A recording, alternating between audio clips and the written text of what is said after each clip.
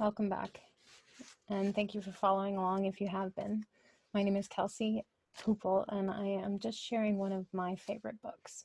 It helped me a lot to discover some aspects of my personality, but also helped me understand and bring understanding to a lot of other types of personalities and a lot of other types of people.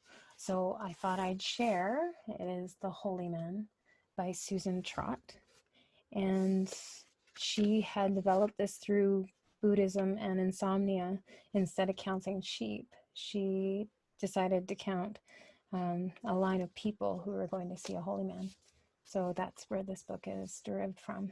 So in chapter 9, we learned about a famous man who ordered his henchman, his right hand person, to go see the holy man and ideally bring him back to go see him, but it wasn't the case. So if you'd like to listen to chapter 8 and 9 as the previous episode of this is chapter 10, and it's a continuation of the point man has now, you'll see, chapter 10, violence.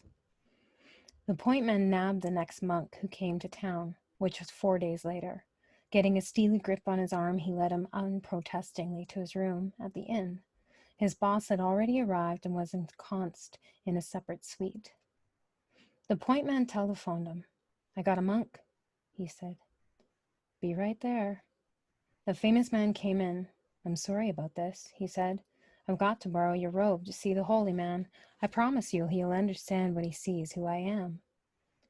"Who are you?"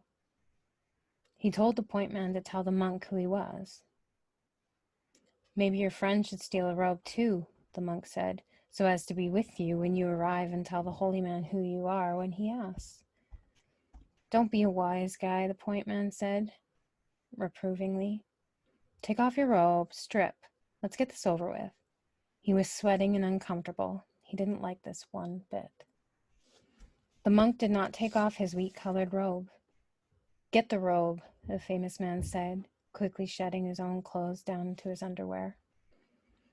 The point man stepped forward, but could go no further.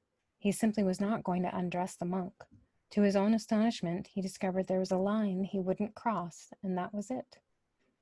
He wouldn't do it, not for any amount of money. He told this to the famous man, who said, "Then you're fired." "I don't care." The point man sat down in a chair and mopped his brow while the famous man said, "Come on, old fellow, let's get this over with." He stepped forward, leaned down, grabbed the hem, and started pulling the robe up over the monk's body, but the monk would not obligingly raise his arms.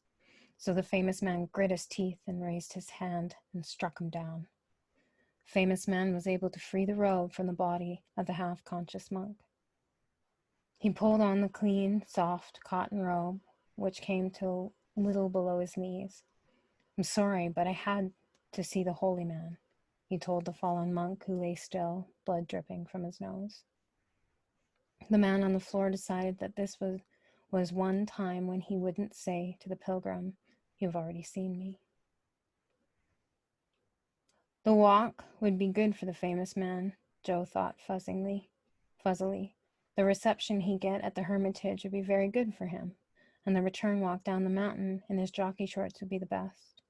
The monks would see that he went down the way, and he'd come past the people waiting in line. That would make a better man of him, and he'd be more famous than ever, 1,000 times more famous. Of course, he thought more fuzzily, the sad likelihood is that I will have to go up the mountain in my underpants. Still, I shall have the privacy of the backside, the unpilgrimed trail. When the famous man left, the point man raised the small monk from the floor and set him gently on the bed. He washed the blood from his face and stayed by the bed, watching over him. He resolved to carry the monk, if need be, back to the monastery and whatever it was called. Yeah, he who could barely make it halfway up on his own 2 feet would carry the man, would crawl on his hands and knees to let him ride on his back if necessary to bring him safely home.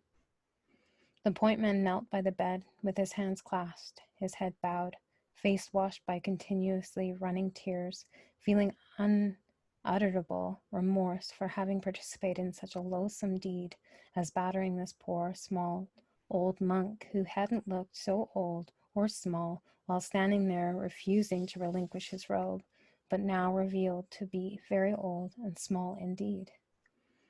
Joe couldn't tell him to get up off his knees because he had drifted off to a healing sleep. Chapter 11. Kindness. The holy man did not have to go up the hill in his underpants, and the point man did not have to carry him. In an hour, he awoke refreshed, said he was feeling just fine, and could he please borrow some clothes. The point man gave him a pair of designer jeans and a red polo shirt. He wanted to give him everything he owned, including all his money, but the monk told him, thanks, but all he needed was clothes.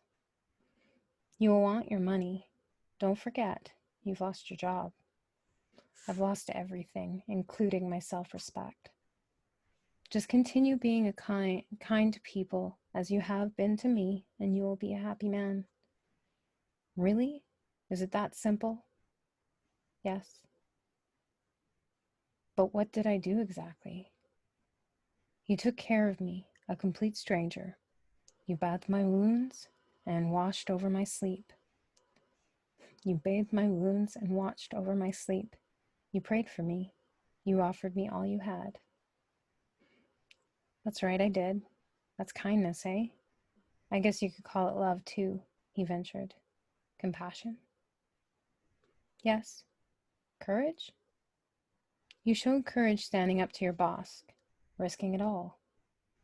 The point man was brightened by the minute, but then he said sorrowfully, I should have protected you from him. I should never have let this horrible thing happen in the first place. It was my fault, but I think some good has come of it. I wish you well. Goodbye. Years later, both living good lives in utter obscurity, the ex-point man would encounter his ex-boss and learn from him that the little monk was the holy man. He wore my clothes, he would tell his ex-boss, thrilled. I wore his, was the abashed but equally thrilled reply. He added, nothing ever felt so soft or smelled so sweet.